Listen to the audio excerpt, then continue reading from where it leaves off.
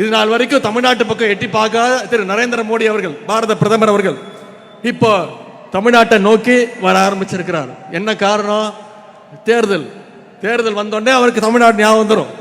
இனிமே மோடியை பிடிக்க முடியாது. அடிக்கடி தமிழ்நாட்டுக்கு வருவார், திருக்குறள் சொல்லுவார், கடலுக்கு அடியில் போய் தியானம் எல்லாம் பண்ணுவார். கொஞ்ச நாள் முன்னாடி தமிழ்நாட்டுக்கு வந்திருந்தார். என்ன சொன்னாரு?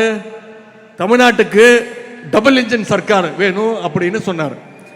திரு பிரதமர் மோடி அவர்களே, நாங்கள் திராவிட மாடல்ங்கிற சிங்கிள் இன்ஜினை வச்சு ஏற்கனவே double digit growth 11.19% growth எட்டிட்டோம்.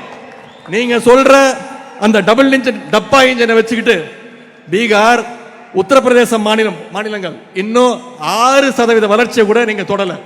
Tamil Nadu அடைஞ்சிருக்கிற வளர்ச்சியில பாதியை கூட நீங்க தொடர. கழக தலைவர் அவர்கள் நமக்கு ஒரு டார்கெட் கொடுத்திருக்கிறாங்க.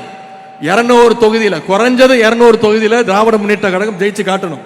200 பத்தாது, 200க்கும் அதிகமான தொகுதிகளில் நம்முடைய அணி வெற்றி பெற்றாக வேண்டும்.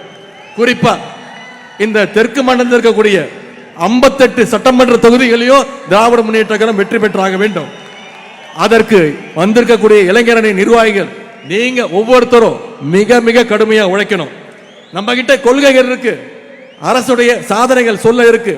விடியல் பயண திட்டம், முதலமைச்சருடைய காலை உணவு திட்டம், புதுமை பெண் திட்டம், தமிழ் புதல்வன் திட்டம், நான் முதல்வன் திட்டம், 2 லட்சம் இளைஞர்களுக்கு வேலை வாய்ப்பு கொடுத்திருக்கிறோம்.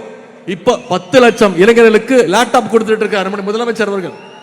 100க்கும் அதிகமான விளையாட்டு வீரர்களுக்கு முதன் முறையாக அரசு வேலை வாய்ப்பை கொடுத்திருக்கிறோம். எல்லாத்துக்கும் மேல 1,30,00,000 மகளிருக்கு கலைஞர் மகளிர் உரிமை தொகை கொடுத்திருக்கிறோம். மக்களுக்கு இப்படி அடுக்கடுக்கான திட்டங்களை நம்முடைய தலைவர் செஞ்சு கொடுத்திருக்கிறார்.